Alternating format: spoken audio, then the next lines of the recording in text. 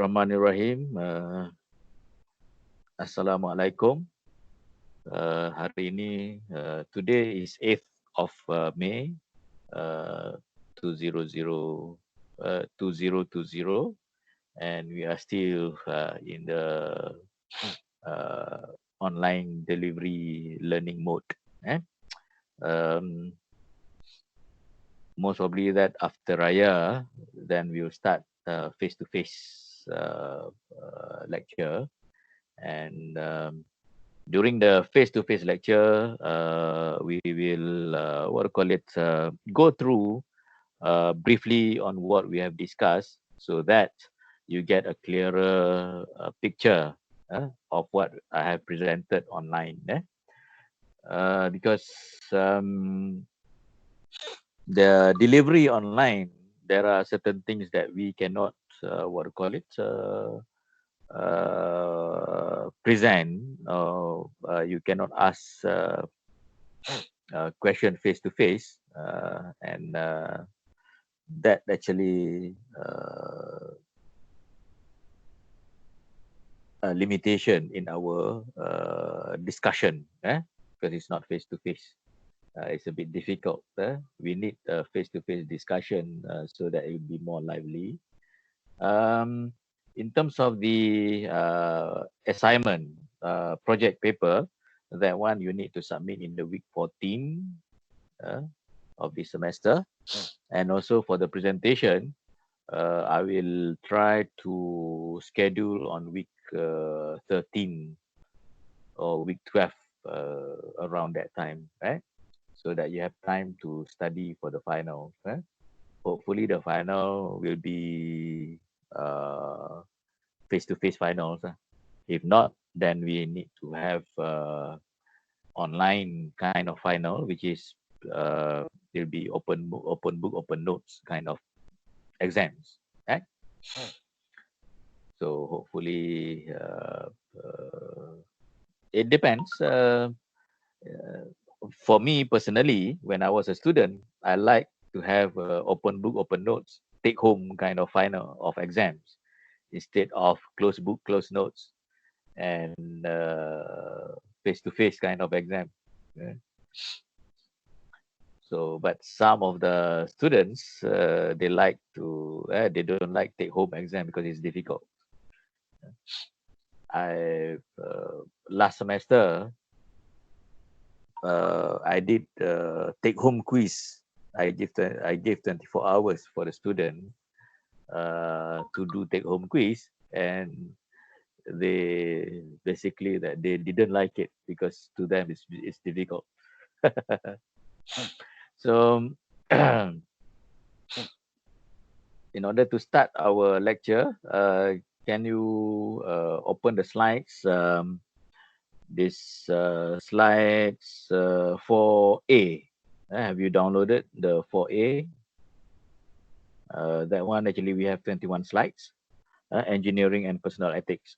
So if I can cover 4A and 4B, it's good enough. 4A, 4B, or 4C is actually I can cover all, because 4A is 21 slides, 4B is 10 slides, 4C is 10 slides, 4D is 6 slides. So not many slides actually.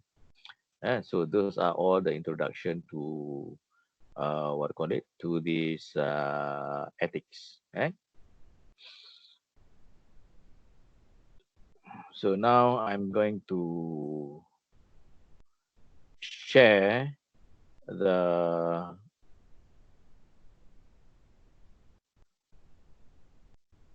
slides, right? I'm going to share the slides, and then we can start the lecture, right?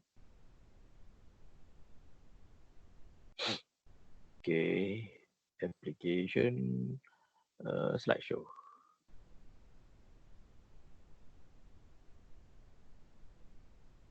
Okay. Engineering and personal ethics, right? Any question before we start? No, sir. Okay. So today we are going into the introduction to ethics, personal ethics and also professional ethics. Right? So first, uh, we look at the engineers, whether engineering is considered as a profession or rather as an occupation. eh? So, in order for the engineering to be a profession, there are a few characteristics that he has to fulfill. And one of them is basically that it has to have a code of ethics eh, of the profession. So engineering is considered to be a profession rather than an occupation because of several important characteristics. Uh, these are shared with other recognized learned professions such as law, medicine, and theology. Yeah? Theology is about religion. So if you don't know about what theology is, it's about the religion. So one of the characteristics of a profession that they are all require special knowledge, special privileges, and special responsibilities. So special knowledge, we have seen that you have to study, you have to go through the training of 4 years of education, of university education or at the bachelor level. Then after that, you have to go through the uh, working experience of at least 3 years under a professional engineer. So engineers require special knowledge and he has a special privileges accorded by the law. Basically, that for the engineers in Malaysia, we have the we look at the Engineers Act and whatnot last week. Okay, and we have a special responsibilities towards the profession uh, and also towards the community. So it fits this one important characteristic. And professions also based on a large knowledge base require extensive training. So 4 years of training is a long time, uh, just to acquire the theoretical and skills mostly, uh, because practical skill then added another minimum 3 years. So professional skill are important to the well-being of the society. Without the professionals, like engineers, medicine, doctors. So uh, the society, the well-being of society is not well taken care of. Who is going to build the buildings, roads, bridges, for example? Who wants to take care uh, of the health of the community if you are a doctor? Uh, eh? So professions are also self-regulating. Self-regulating basically that they have their own code of ethics. They don't have, uh, they don't need, actually they don't need laws uh, to govern them. But in our case, we have specific laws to govern the engineers. So professions are self-regulating, so they have their own code of ethics. Uh, in that, they control the training, the evaluation process that admits new persons to the field. So they have their own body, for example, like Board of Engineers Malaysia, which control with regards to the training, the evaluation process, whether this person is eligible to be a professional engineer or not. So those are some of the uh, important characteristics which make engineering as a profession. Other professionals have autonomy in the workplace. Engineers, professional engineers, have certain powers or authority in making decision in their workplace. So that's why uh, they can sign drawings, for example. So for example, in order for a project to be approved, for example, that it needs engineers to sign off the design drawing. Yeah. Without the engineer's signature, the authority will not approve the design, for example, right? They are expected to utilize the independent judgment in carrying out their professional responsibilities. So engineers, being a profession, being a professional, they have the loyalty to the profession. Eh? So they cannot do something which go against their profession or their integrity or their ethics, code of ethics. So they have to side with the profession when it comes to something which go against the code of ethics. Finally, professionals are regulated by ethical standards. They have their own standards. So in this lecture, we are going to go into the ethics of the engineers. So as a professional engineers. So the expertise possessed by engineers is vitally important to the public welfare. In order to serve the public effectively, engineers must maintain a high level of technical competence. However, a high level of technical expertise without adherence to ethical guidelines is as much a threat to public welfare as in professional incompetence. Therefore, engineers must also be guided by ethical principles.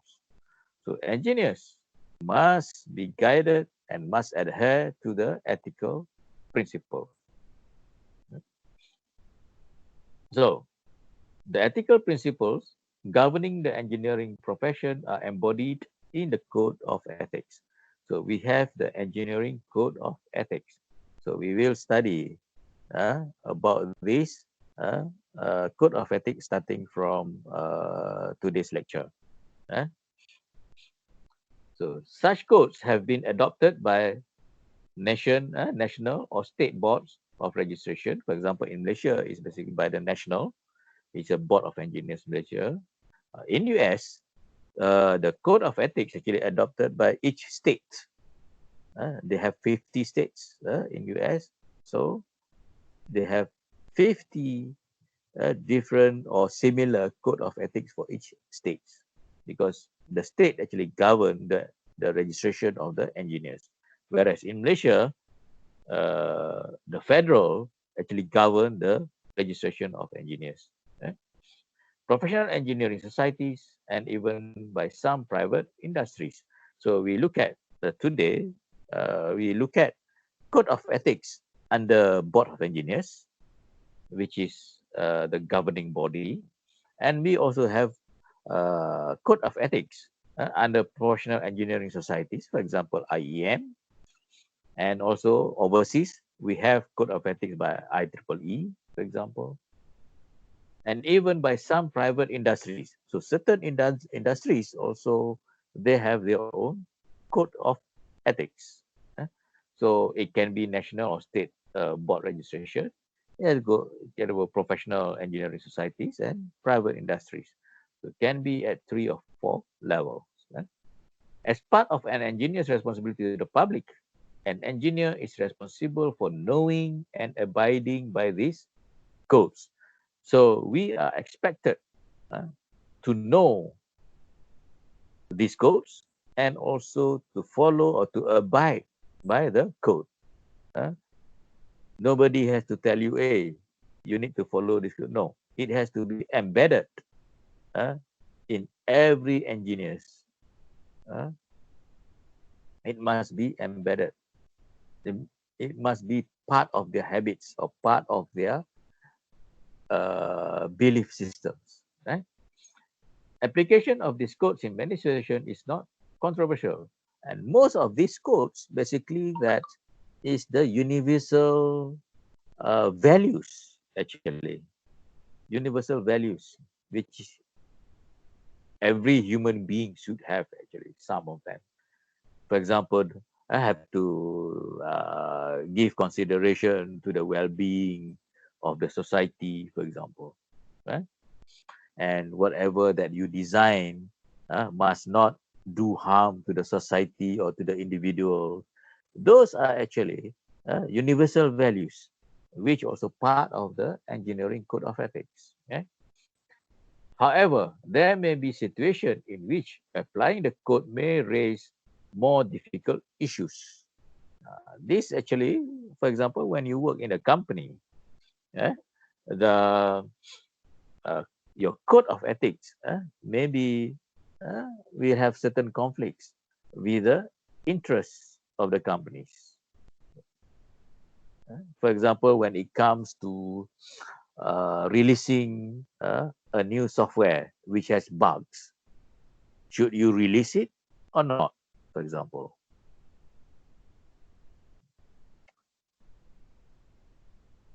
So in particular, there may be cases in which terminology in the code is not clearly defined or in conflict. And questions may arise concerning conceptual issues in which definition of term may be in dispute.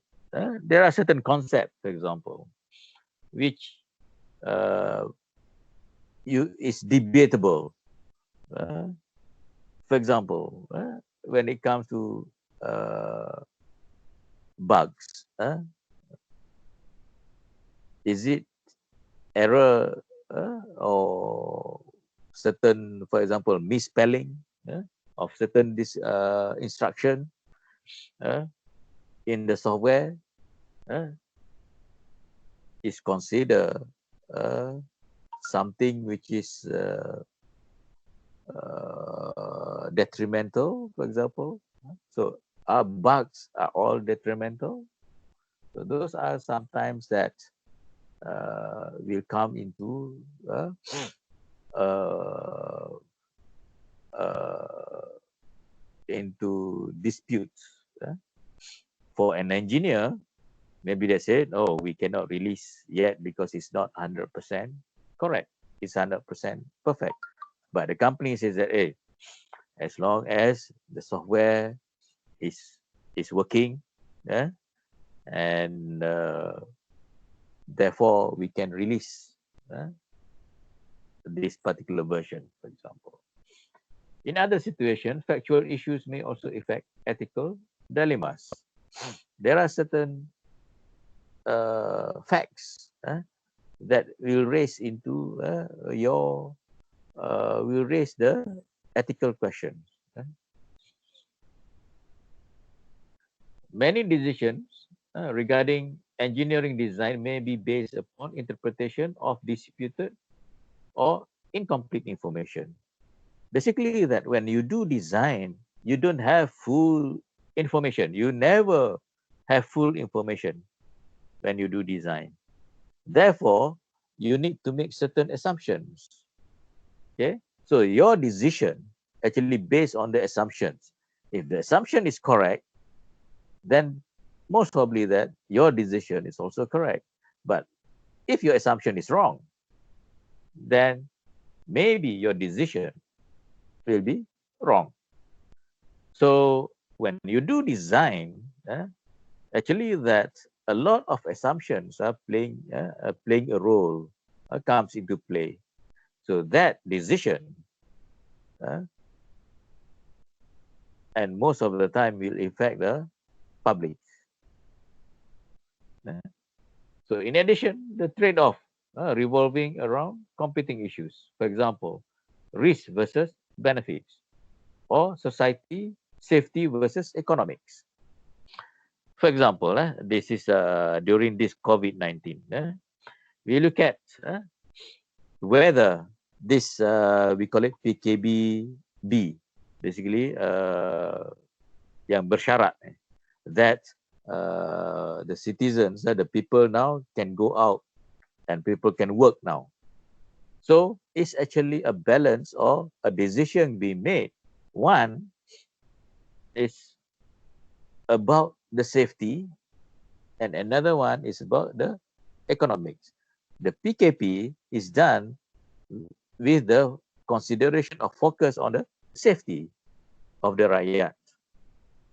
But now, the government has loosened the PKP because the economic impact of COVID-19 is very harsh on the people and also on the economy.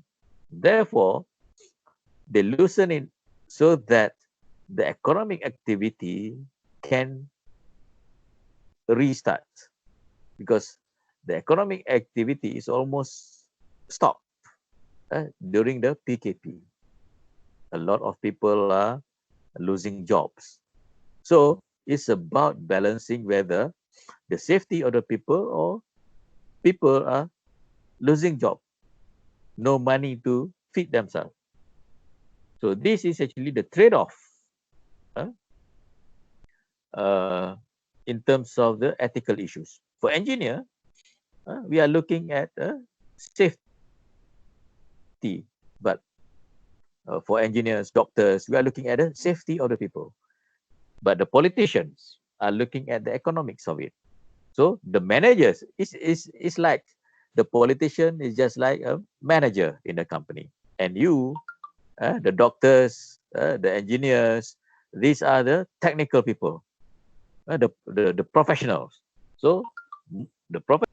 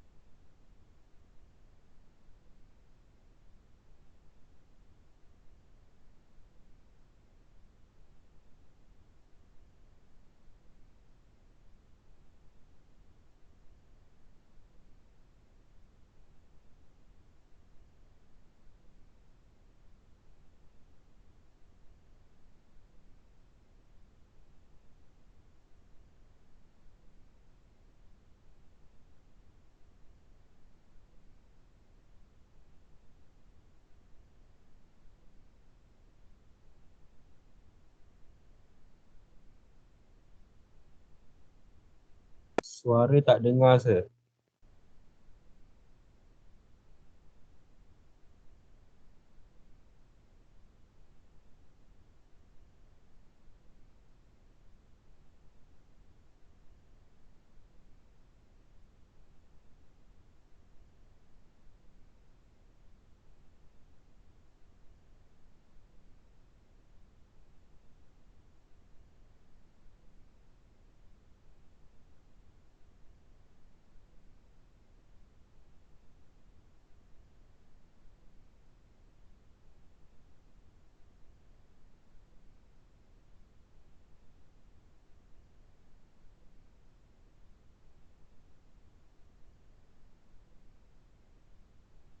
Hello, hello. Okay, sir. Okay, sir. Setakat mana tadi apa ni tak dengar tadi? Yang pasal apa tu? Economic dengan ni, sir. Okay. So okay, economic and safety is nampak tak this slide? You can see Nampak, this slide? sir. Nampak. Okay.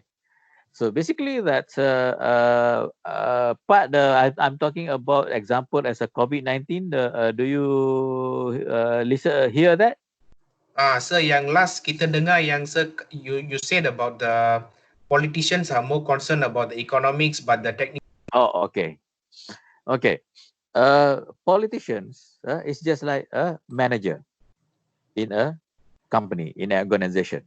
They are looking at the most concerned about the economics, about making money, about the what do you call it, the economic activity, about the GDP, those kind of thing, the income to the country or the income to the company.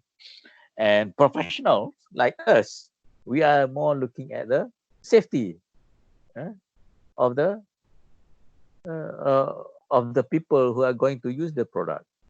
So, for example, doctors are in this case of COVID-19, they are looking at the well-being of the citizen. So, there is a trade-off between economic activity and the safety of the rakyat. So, we have to make judgment uh, when it comes to this trade-off. Which one is more important? Risk and benefit. You look at what are the risks and what are the benefits. So, for example, when it comes to PKB bersyarat, okay, what is the risk? So, the doctors, the professionals, would have advised that okay, the risk is that the more infections will happen. The benefits is that the economic activities will start to be active again. So the economy can be restarting. So engineers, professionals, doctors, and whatnot, they're always making decisions based on this trade-off between the manager's needs or the manager's objective, which is looking at the economics, profit and loss, making more money, and the objective of the professions is for the safety of the citizen, safety of the user of the products and services, those kind of things.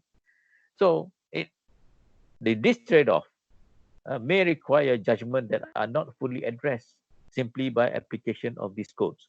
So the codes will not cover all. So you need to use your own judgment in order to make decisions. Right? Clear?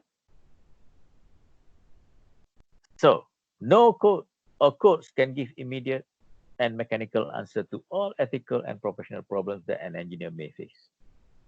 None that can give you all the answers. So it has to be based on your own creativity in problem solving. It's often called for in ethics, just as in any other areas of engineering. So you have to have your own creativity. You are, as an engineer, actually being trained to be problem solvers. You are trained to be problem solvers. So your job is to solve problems. So use that skill that you have learned to make decision when it comes to the ethical issues. So the test that we have for this course is actually there a lot of thinking that you need to do. It's not about right or wrong. It's about how you make the judgment and how you justify your judgment, your decision. So that's why in the case study, so you have to, a lot of question will be justify your answer. Justify your answer. So that's why it's difficult to fail in this course. You can fail in this course by not answering. But if you answer and you can justify your answer, you get marks. So difficult to fail. Ethics. There are two types of ethics, which is personal and professional ethics. So now we go into a bit of personal ethics. So what are personal ethics and what they do? What do they have to do with engineering? So is the personal ethics has any relation to the engineering ethics? So in order to answer that, we have to look at what is the personal ethics. Personal ethics are the standard of human behavior that individuals of different cultures have constructed to make moral judgment about personal or group situation. So it's actually it's a standard of human behavior that cut across the culture. The no matter what culture that you have,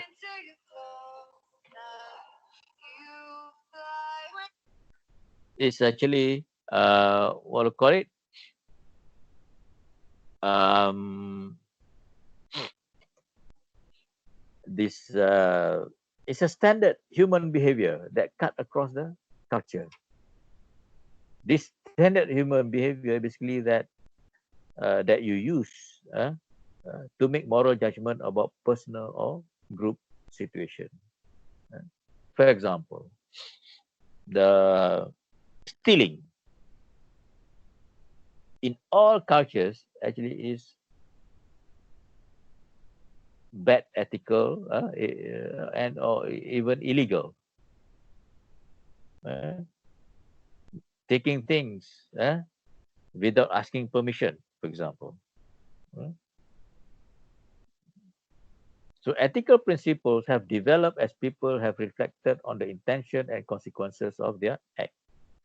If your act is actually detrimental to other individuals or to the society, then it's non-ethical or even being a criminal.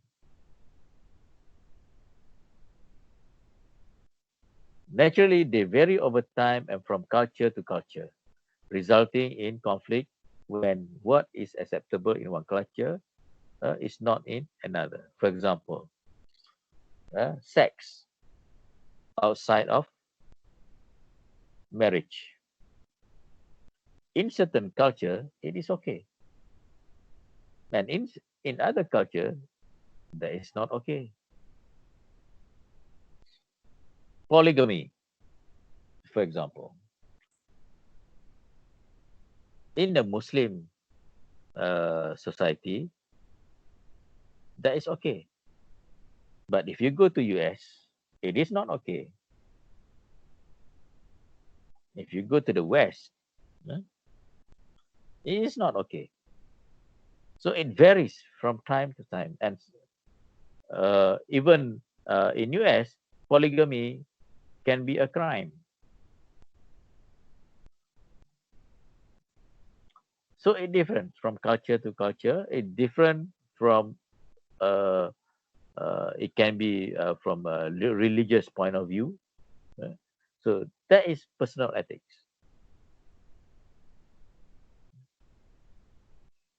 Ethical behavior.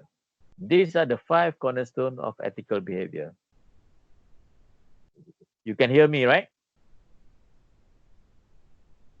Hello? Yes, sir. Can, sir, Okay. can. Okay. Uh, Here are the some examples of code of personal ethics. At this point, you might want to compare your own personal code of ethics with the others, with the ones listed here. So you try to compare. Do what you say you will do. Uh, so that is the cornerstone of ethical behavior. You do what you say you will do. Basically, that when you promise something, you deliver what you promise. Do you have this in yourself? So you check yeah, these 5 cornerstones with yourself. One. Second, never divulge information given to you in confidence.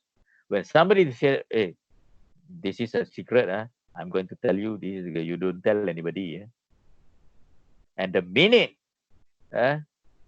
somebody say that to you, and most of us start what the Malay say membawang. They got popek, and start tell to others. So membawang, is it a good ethical behavior? So when people say that, okay, don't tell anybody, this is a secret, the secret that I'm going to tell you. So if you manage to keep that secret, that is one of the 5 cornerstones of ethical behavior. accept responsibility for your mistakes. When you make mistakes, do you say that I'm sorry, I made a mistake, and you are accountable for that mistake. That you're willing to accept the punishment for that mistake that you have made. That is another cornerstone of ethical behavior. So if you look at the politicians, do they take that mistake in Malaysia? Do they accept responsibility for their mistake? Compare with politicians from other countries. Do they have this as their ethical behavior? So now I'm talking about the personal ethics, just an example of personal ethics. Never become involved in a lie. Never be part of a lie. But if you are in military,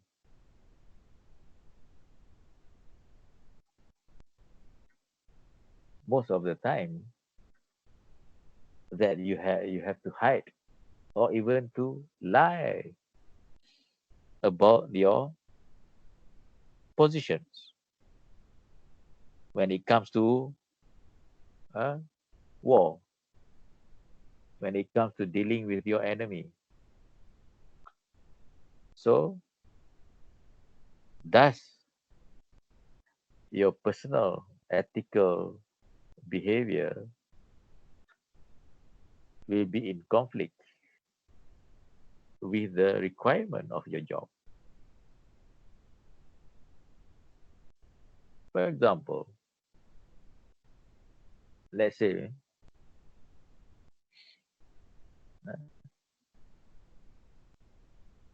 you have to booby trap the breach so that to deter the enemy from using that breach. That you have to lie as if that breach is normal.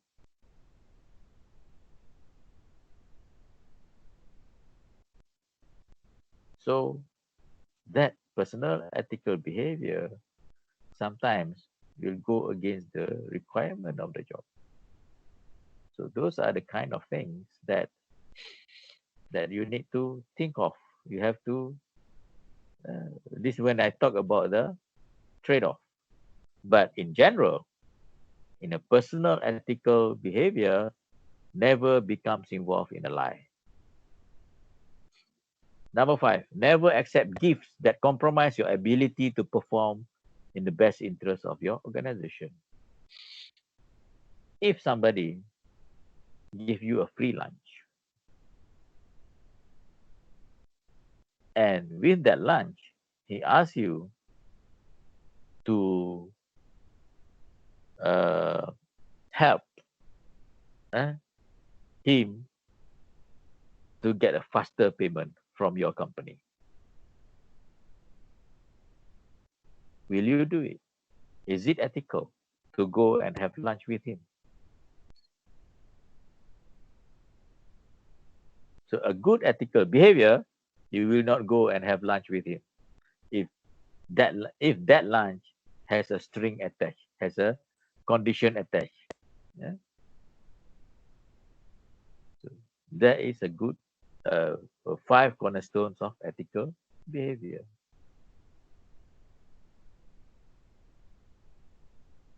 This is actually the question that you need to ask yourself when making an ethical decision. You have 10 questions, basically. Could the decision becomes habit forming? If so, don't do it. If that decision will become a habit of you, let's say somebody wants you to help him to get a faster payment from your company, and he take you out for lunch. And if you start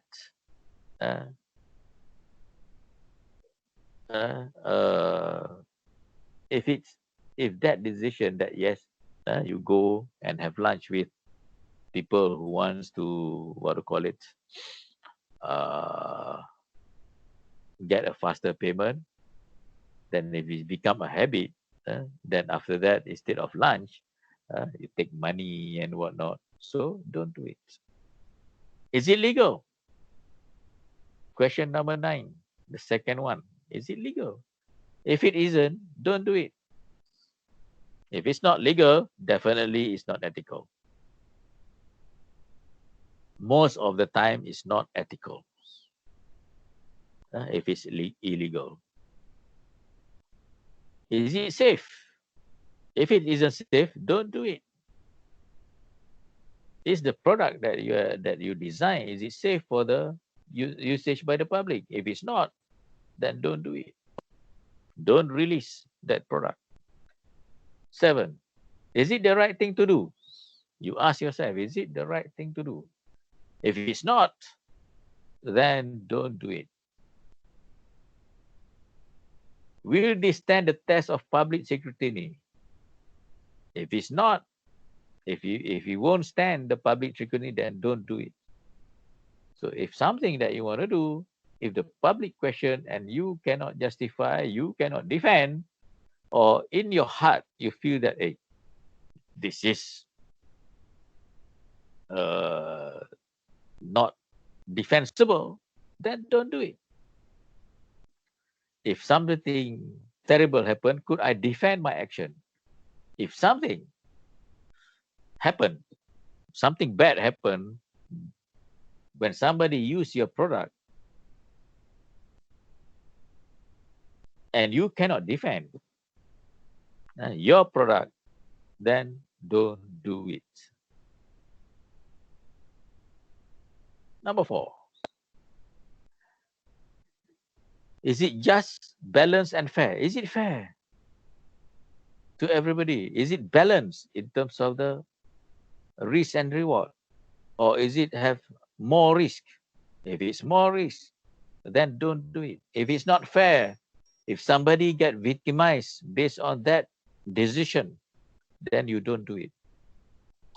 3, how will it make me feel about myself? If that decision make you feel bad, don't do it.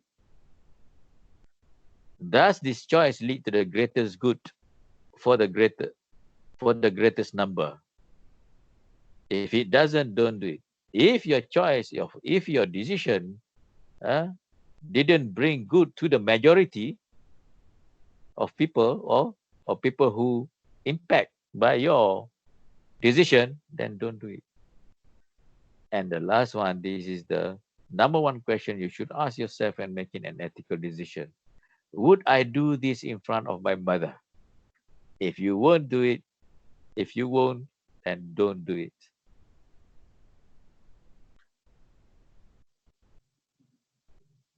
Or would you do it in front of your family, of your father? If you feel that you will not do it, then don't do it. Those are the simple 10 personal ethical question that you can ask yourself before you do anything. So, any question on the personal ethics? If not, I'm going to go into professional ethics. This course actually is about professional ethics, but I add a bit on personal ethics so that you can see the difference and comparison, and how personal ethics actually impact the professional ethics. Okay? Any question? No, sir. No. Okay. Now, what are the professional ethics? A professional ethics, a code of ethics, has the goal of ensuring that a profession serves the legitimate goal of all its constituencies. It serves you, it serves the employer, it serves the profession and the public.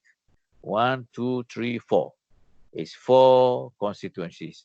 Yourself, the employer, the profession, and the public. It must serve the goals of these 4 groups. The codes protect the member of the profession from some undesired consequences of competition. For example, the pressure to cut corners to save money. For example, let's say that you are a civil engineer or involved in the construction of a building. The specifications call out for the floor to be 5-inch thick of concrete or 5-inch thick. But the contractor make it only 4.5-inch. So you as an engineer, do you approve that work for payment to the contractor? Because each work must be approved by the engineer, supervising engineer. The contractor basically that reduce from 5-inch to 4.5-inch is to save cost for him.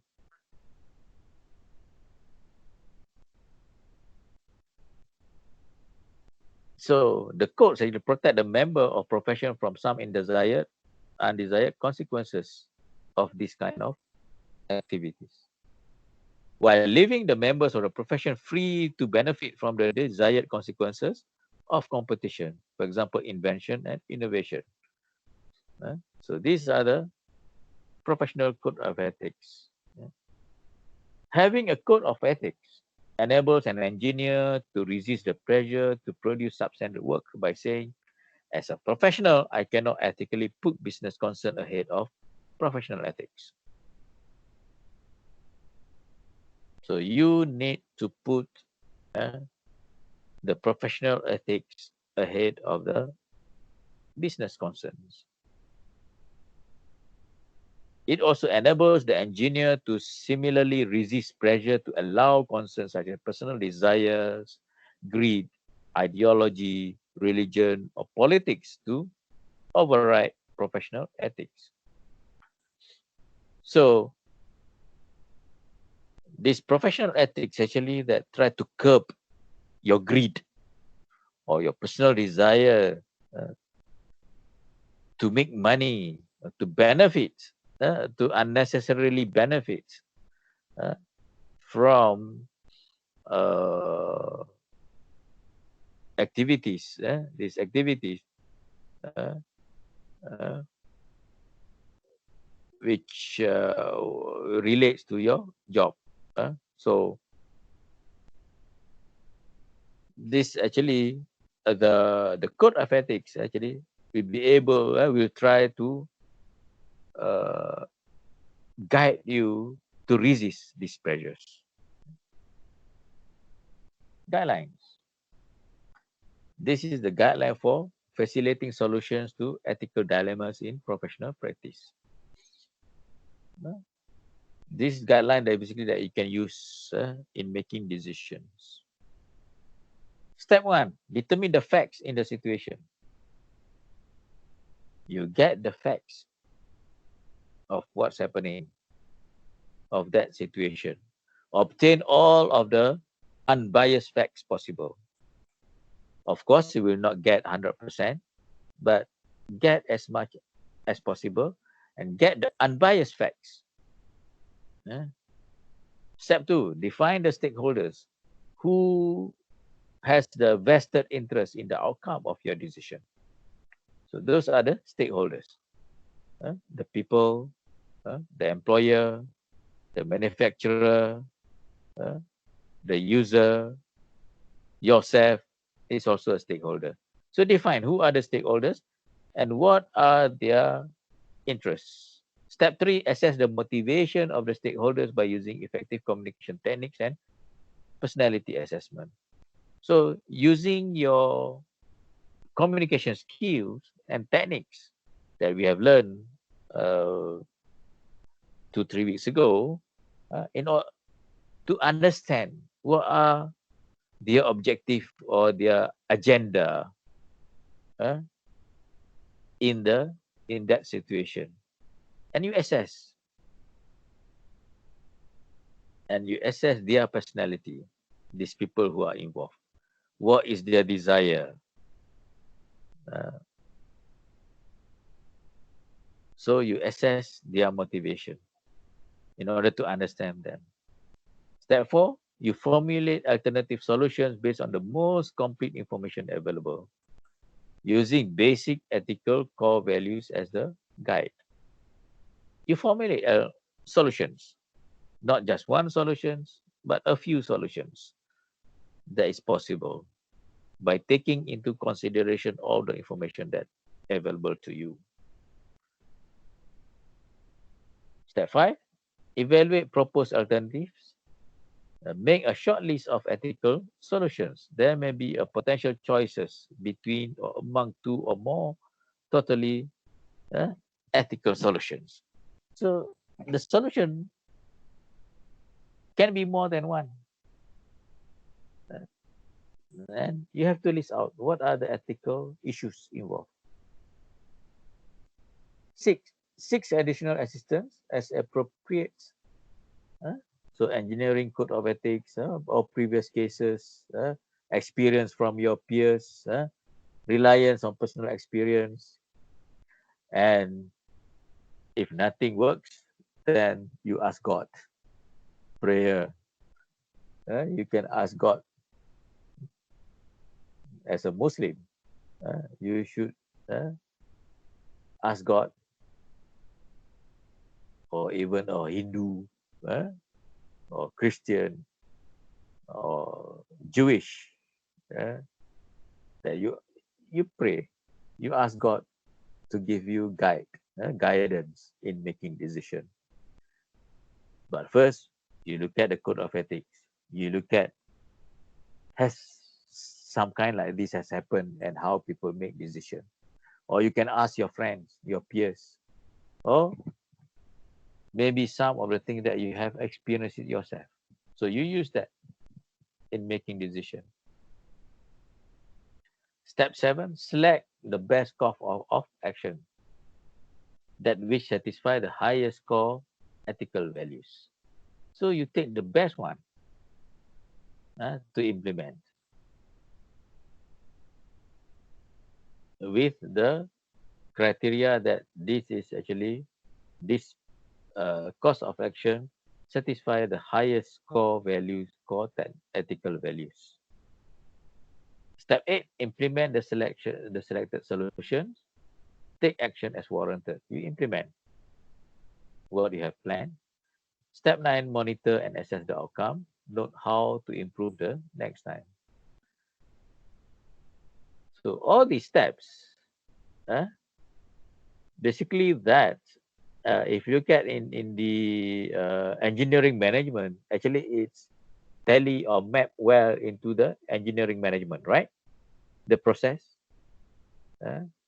planning, POLC, planning, organize, you plan what kind of information that you need and whatnot.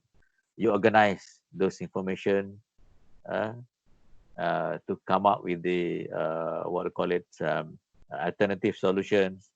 Then after that, you lead you implement your solution, and you lead in terms of this implementation of the solution, and you control POLC. Then you control, monitor, and control the implementation of the solution, whether it meets the requirement or not. If it's not meet, then you modify.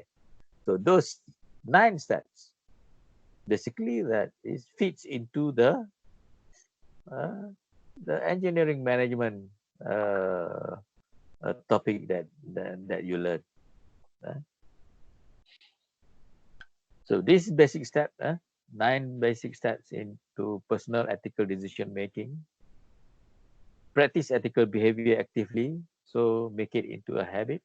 Initiate a personal ethical awareness training program with a definition of personal worldview, and review your core ethical values. The ethical design personally is consists of is consistently ethical. So make sure that you what do you call it, do things which is in line with the ethical values. Number 2, beware of new ethics program. Very little or true value is new. All of the necessary tools are already in your, you already have. Since young that you have been trained with ethical values. Your religion train you to be ethical. Define the ethical problem when it rises. Ignore the problems. Ignoring the problem doesn't make it go away. You have to face the problem.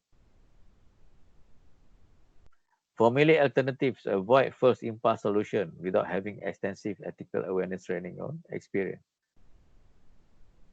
So evaluate the alternative, not just one that comes to mind and that is the one that you implement. You have to evaluate, formulate and evaluate. 5, evaluate the alternatives. Are they ethical? Am I the sole beneficiary? If that solution basically that make you the sole beneficiary, most probably it is not ethical. How would I feel if the roles or circumstances were reversed? Put yourself in others' shoes. Seek additional assistance as appropriate, that I mentioned previously. Choose the best ethical alternatives. Implement the best alternative. Then monitor and assess the outcome.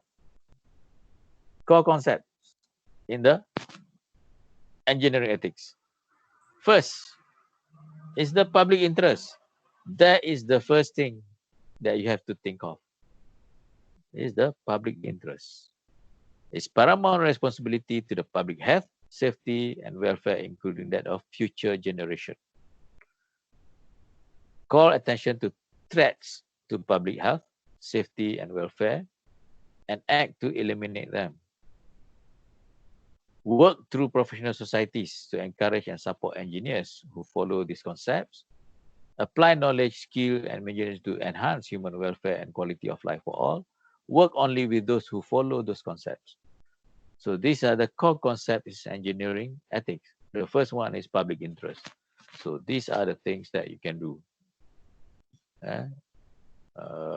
You work through the professional societies, but through IEM, and other societies to support other engineers. And you apply knowledge that you have. Second is qualities of truth, honesty, and fairness. Not only about the public interest, it's about the truth, honesty, and fairness. Be honest and impartial in your views, in your decisions. Be honest and impartial. You advise the employer or your client or the public of all the consequences of the work. You advise them. You tell them what is the pros and cons, what is the safety issues, for example. Maintain confidences as faithful agent or trustee. So maintain the confidentiality. Maintain the secret. Don't tell anybody if there is a secret that is entrusted to you. Avoid conflict of interest. Avoid as much as possible the conflict of interest between your personal interest and your professional interest, or your employer's interest and the professional interest. Give fair and equitable treatment to all others. Treat them fairly and equitably. Not equal, but equitably. Base decision and action on merits, competence, and knowledge, without bias because of race, religion, sex, age, or national origin. So, have to be fair. It has to be based on merits, competence, and knowledge. Neither pay nor accept bribes, gifts, or gratuities. Be objective and truthful in decisions, report, and action. So those are the second core concept, which is about truth, honesty, and fairness. Number 3 is about the performance. So the first one is public interest. The second is about truth, honesty, and fairness. Number 3 is about professional performance. It's competence for work undertaken. You must be competent in order to take certain projects. If you are not competent in that area, it's not ethical for you to take that work. You must have competency before you take that work. Strive to improve competence and assist others in so doing. So this is actually continuous learning, that you'll always learn and improve yourself, upgrade your competency. Extend public and professional knowledge of technical projects and their result. So you share the knowledge that you have about your projects and the results. So that's why the engineers are encouraged to write and to present their findings, to present their experience to the other engineers. Accept responsibility for actions and give appropriate credit to others. So you accept, if you make mistake, accept that responsibility. And if somebody helps you in your job, give credits to them. That helps you. Don't just take credit for yourself. Right?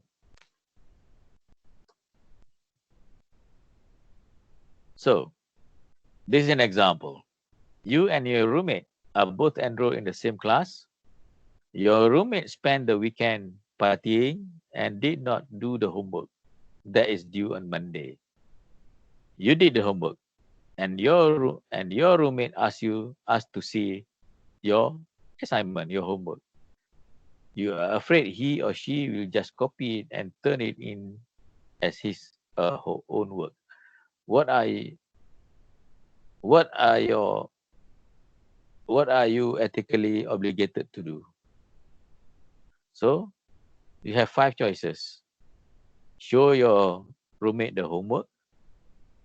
Show the homework, but as your roommate, not to copy it. C, show the homework and tell the roommate that if the homework is copied, you will tell the professor. D, refuse to show the homework. E, refuse to show the homework but offer to spend time tutoring the roommate. Out of these 5, which one is the most likely that you will do? Which one? Let your roommate copy your homework. Which one? Most of you. Which one? You show your homework to your roommate? Or you show, then you say, hey, don't copy mine. You can see, but don't copy. Or C, you show the homework, and you say, okay, if you copy mine, I will tell you, I will report you to the lecturer. Or D, you don't show the homework to your roommate. E, basically, you don't show the homework, but you offer to help him to understand the subject. So normally, which one that you'll do? These are the ethical questions. Which one? Most of you. No answer?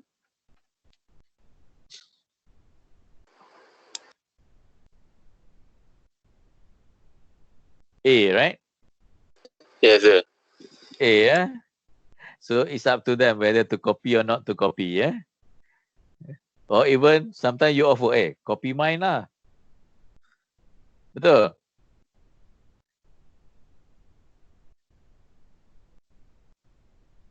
Which one is the most ethical solution? A, B, C, D, or E? The most ethical? E, sir. Huh? E. E, right? That is the most ethical. That is the most ideal, right? So these are all the situation, the the possible solutions for a situation. In this example, you have 5 alternatives, and you take the one that is most beneficial. So the ideal one is E, where you don't give chance to opportunity to your roommate to copy, but at the same time, you teach him, you impart knowledge to your roommate. So that is E actually the most ideal solution. So we have covered these 5 topics in this lecture just now. 5 cornerstones of the ethical behavior, top 10 questions you should ask yourself when making decisions, and the guidelines how to make the ethical decisions. 9 steps to personal ethics decision making, and core concept in engineering ethics. So this is actually the first part. Okay. No question. Sir, I got question, sir. Yes. Sir, if any of the, like for example, if now there's an agreement, they want to do something but it's not following the law, like money lending, but it's not registered with Bank Negara, for example. So that is already against the law because you're not registered with Bank Negara. It's illegal money depositing. So that is against ethics, lah, sir. Yeah, is not only against the ethics, but it's also illegal. So most of the time that something that is illegal, that is also against the ethics. Most of the time it's like that, right? So anything that is illegal is against the ethics, because something which is illegal is already out of the norms of the community, of the public, luar daripada kebiasaannya. So that's why it's being illegal. Okay. So any question? If not, I'm going to go to the next one. 4B. Okay. Before that, I'm going to share dulu. Okay, now I'm going to share 4B, which is the code of ethics. Right.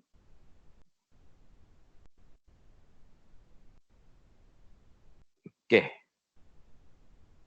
Code of ethics. You see these slides? It's just about 10 slides. Right. Code of ethics. Important of codes. Why is it important? This code of ethics. We are talking about what are the concept of code of ethics, the concept of personal ethics, and the concept of professional ethics. So why is it important? So it can be in many ways. First, serving and protecting the public. Remember that we always talk about the public interest, the protection of the public interest. You cannot harm the public and whatnot. So the first item why it's important is that serving and protecting the public. Second, it's as a guidance to the engineers, to the professionals on how to serve the public. The guidance for them. The third one is as an inspiration. What to strive for. Because code of ethics are full of the positive values. So it can be inspiring. Fourth, it's a shared standards. It's something that is being shared throughout the profession. For example, if it's engineering code of ethics, then it's shared by all the engineers. If it's medical code of ethics, it's shared by the medical fraternity or by the medical community. So it's a shared standards that everybody understands. that everybody has to adhere to. Support for responsible professionals. Actually, code of ethics can lend you support. Basically, that you do things, okay, that you have certain uh, uh, what do you call it, as something that you can lean on, that something that you boleh bergantung. If you want to be a responsible professional, that this code of ethics as your support. It's also as an education and mutual understanding. It educates you what is a professional ethics. Deterrence and discipline. In the codes of ethics also, it has some deterrence. It deter you from doing something which is out of is something which is not ethical, and it's discipline. It discipline you, and it's also contributing to the profession's image. Without code of ethics, that profession is not complete. A profession must have a code of ethics. So these are the importance of the code of ethics. 2, 4, 6, 8 items. I 8 different items with regards to the importance of code of ethics.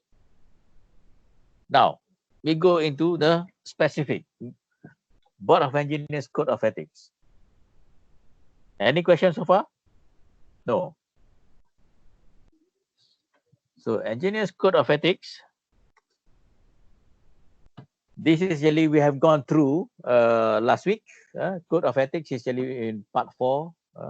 And we, the reason why I repeat this, so that it ingrained in your mind, and also is part of preparation for you for the final exam, because these are actually something that we give, that you have to use in order to answer the case studies.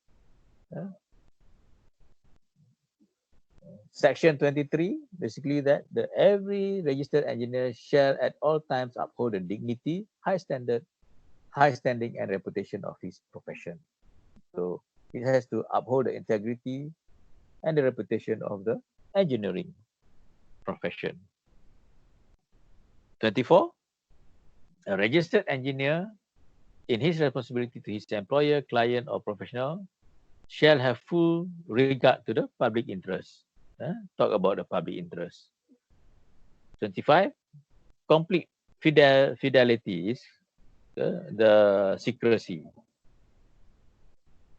Discharge with fidelity, basically with honesty. Shall not accept remuneration from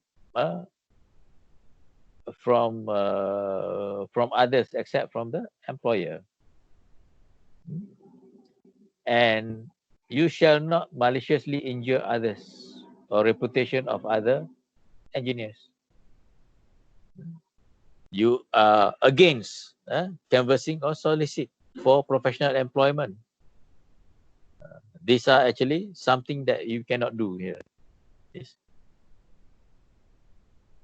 Offer to make by way of commissions for introducing your professional services to others. If it's permitted, you cannot advertise except permitted by the board. And you must render your services which only the ones that is clearly defined in a written agreement between you and your client. Shall not practice engineering with any person who has been the registration has been cancelled. And you should not be a medium of payment on the client's behalf unless you are requested by the client. So these are some of the code of conduct, Board of Engineers Code of Conduct. A registered engineer shall not intervene or take the work of other engineers. You are should not supplant or attempt to supplant other engineers' work. You should not intervene in their work or take over a part of their work. You can read all this later. 32. You shall not be a director or executive in the manufacturing company or contracting companies which relates to the project which you are a consultant. Shall not undertake any contract work wherein he is engaged to provide the professional engineering services. And you should disclose in writing the conflict of interest that you have. So those are the Board of Engineers Code of Ethics. So I go very fast because we have covered last week. Any question so far? Sir. No. So the next one. IEM. Now you look at the IEM Code of Ethics. Okay. Just now we look at the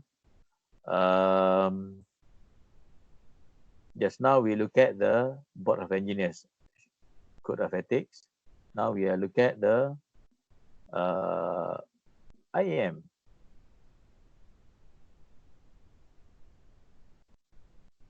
IEM Code of Ethics. This is actually the professional societies. Just now, the Board of Engineers is actually the governing body, Code of Ethics. So now we are looking at the next step, the one step lower, which is the professional societies, Code of Ethics. So this one I have covered just now, so I can skip this. These are the Code of Ethics. The members of IEM. So this Code of Ethics only govern the members of IEM. If you are not members of IEM, you are not bound by this Code of Ethics. You are bound by the Board of Engineers Code of Ethics. But if you are both, if you are also IEM member, then you are bound by this Code of Ethics also. So the members shall at all times place their responsibility for the welfare, health and safety of the community before their responsibility to sectional private interests or to the other members, right? So the community comes first before the group, their interest group or other members of IEM. 2, act in order to merit the trust of the community and the membership in the honor, integrity and dignity of the members and the profession. So you have to carry yourself with integrity and dignity. 3, offer services or advice on or undertake engineering assignments only in areas of their competence. So you take the job, the project, which the area which you have competence. If you are a electrical engineer, if you are trained as in electrical engineering, you take job which is related to that area, not taking job, for example, in mechanical, not taking job in civil. So it has to be in the area of your expertise. Act with fairness, honesty, and in good faith towards all in the community, including clients, employers, and colleagues. So always act in fairness, honesty, and good faith. Good faith is sangka baik. Apply their skill, knowledge in the interest of the employer or client. It's always apply your knowledge and your skill for the interest of the employer or client, for who shall act as a faithful agents or advisors without compromising the welfare, health, and the safety. So basically that you work, you provide your skill and knowledge in the interest of your employer without compromising on the health, welfare and safety of the community. So community is always comes first. Your interest of the employer is comes second. So you cannot compromise the public interest for the benefit of your employer or client, right? Take all responsible steps to inform yourself, the client and employers, and the community of the social and environmental consequences of the action and project in which they are involved. Always take responsible step to inform the client or the employers on the consequences with regards to the project that you are involved in. Right? For example, let's say there are certain things which actually you think that will be dangerous to the community. Then you are responsible to tell your employer about that danger. You cannot keep quiet. 7, express opinions, make statements or give evidence with fairness and honesty and on the basis of adequate knowledge. Always express, give your opinion based on the fairness and honesty and based on with your adequate knowledge. That means you have to have knowledge in order to express your opinion and to make statement or give evidence. Right? 8, continue to develop relevant knowledge, skill, and expertise throughout your career. Is always upgrade yourself. Actively assist and encourage those under your direction to do the same. And members shall not assist, induce, or be involved in breach of these standards and shall support those who seek to uphold them. So the continuous learning is important to upgrade your knowledge. So that is actually the code of ethics of IEM. You look at, if you compare those two, what do you call it, code of ethics, you see that, what do you call it, there are not the same. They are not the same, but they have a common thread, which is the benefit and the interest of the public and the safety, the fairness. So those values are there in both code of ethics. Okay, that one is any question on that? The next one is the last one before we stop, which is only 6 slides. Okay, 6 slides, maybe about 10 minutes. Then after that, we stop. So I'm going to share the slides.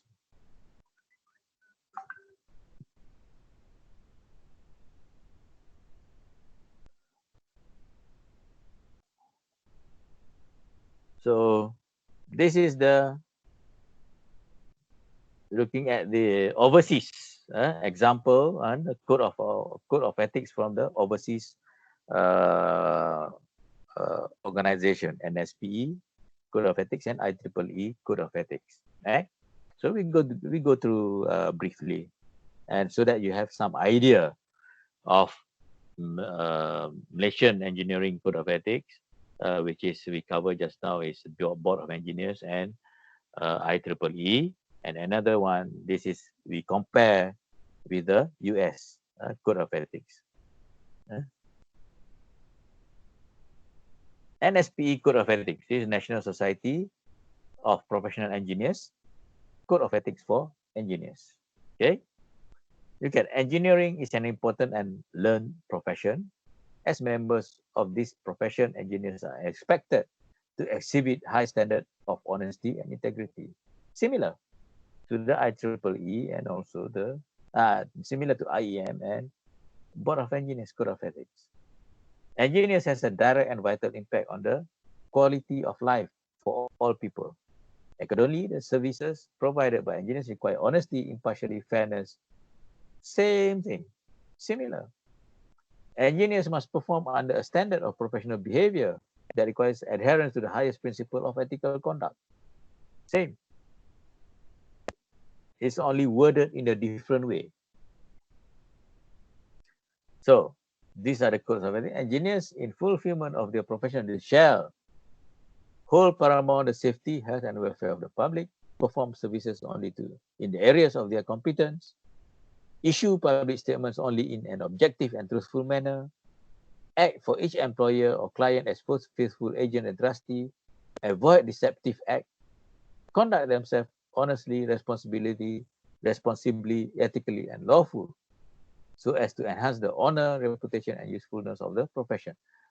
Very similar to the IEM Code of Ethics, right? Very similar. These are the IEEE Code of Ethics. We, the members of the IEEE, in recognition of the importance of our technologies in affecting the quality of life throughout the world and in accepting a professional obligation to our profession. Its members and the committees we serve do hereby commit ourselves to the highest ethical and professional conduct and agree. So this is the Code of Ethics. To accept responsibility in making decisions consistent with the safety, health, and welfare of the public. So always talk about the public interest and disclose promptly factors that might endanger the public or the environment to avoid real or perceived conflicts of interest whenever possible and to disclose them to affected parties when they do exist. So this is actually, for example, like in the Board of Engineers Code of Ethics, where you have to disclose your involvement with the manufacturing company in the project which you are a consultant for. Okay. Number 3, to be honest and realistic in stating claims and estimate based on the available data. To reject bribery in all its form. To improve the understanding of technology. This is lifelong learning. Its appropriate application and potential consequences. Maintain and improve our technical competence. This is lifelong learning. To seek, accept, and offer honest criticism of the technical work. You give fair criticism. You have to fair evaluation, truthful and honest. To treat fairly all all persons, regardless of such factor as a race, religion, gender. This is actually normally in US, you cannot discriminate people based on their race, religion, gender, disability, age, or national origin. You cannot, because it's illegal. So that's why they always have this statement in anything. Even actually in the employment also, they have this. To avoid injuring others, their property, reputation, or employment by force or malicious action. Then to assist colleagues and co-workers in their professional development, you have to help others. So those that is the Code of Ethics. So if you compare between Board of Engineers, IEM, and SPE and IEEE, those actually almost the same. They are very similar, right? So based on that, I think you should be able to, what do you call it, continue with your paper, your projects, to do the write up of your projects, because the paper actually all related to the ethics. So at least as a start for you to start work on your paper, your group assignment, right? Okay. Any question? So I think we are ahead of the other group because they have not covered this part, so we have catch up actually. Okay. Any questions so far? No question. So we have actually 19 today. 1, 2, 3, 4, 5, 6, 7, 8, 9, 10, 11, 12, 13, 14 I have. So who I've not marked here. Ain Fatima ada? Ain Fatima not here. Nur Fazlihi? Yes, sir. Nur Fazlihi is here. Yeah. Okay. Nur Fazlihi, let me mark your attendance.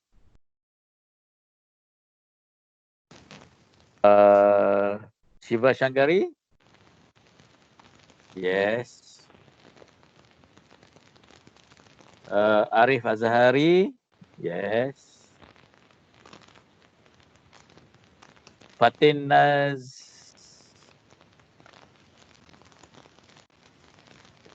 Fatin is here? Fatin is here? No. Fatin is not here. Fatima is here. Muhammad Akmal? Muhammad Akmal is not here.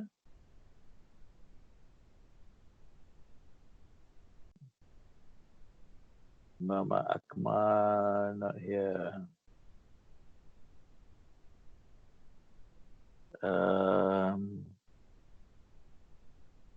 Ridwan is here. Amili is here. Haris? Muhammad Haris? Not here.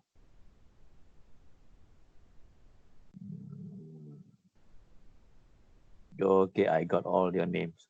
1, 2, 3, 4, 5, 6, 7, 8, 9, 10, 11, 12, 13, 14, 15, 16, 17, 18, 19, 20. Ada yang keluar awal ni. Sepatutnya 19. Okay. Any questions so far? Who has started? Which group has started on their on the term paper? Everybody has started? Not yet. Yeah, sir. Not yet. Well, you have some time to prepare. And actually, this now we are in the important parts of the course, which is on the ethics, on the engineering ethics, because this is actually about 2 questions with regards to this part. 2 questions is about almost 50%. Because we have 4 questions in the final, 25, 35. Then after that is 30, 20. So this part alone is about 50%, 30 and 20, part B. 2 questions in part B and 2 questions in part A. Part A is normally will cover about IPR, contract law, about this definition of the engineer, what is the hallmark of the profession, those kind of things. So that is part A. Part B is 2 case studies. One case study, a long case study, carries about 30 marks, and a short case study carry about 20 marks. And part B is really all about ethics with regards to the Board of Engineers Code of Ethics, starting from the Article 23 until 32. Right? So you have to answer based on those Code of Ethics. Okay. Any question?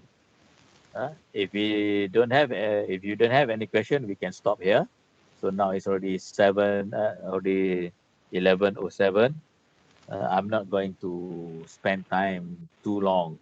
Ini pun dah lama ni. It's about how many hours? 1.5, about 2 hours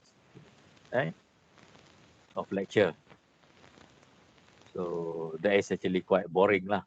Because if it's face-to-face lecture, it should be okay. Okay, any question? If not, I'm going to stop here. No, sir. No question. Okay. So thank you for your attendance and thank you for your what do you call it participation. Uh, and we see you next week. Okay. Thank you. So I'm going to stop the recording.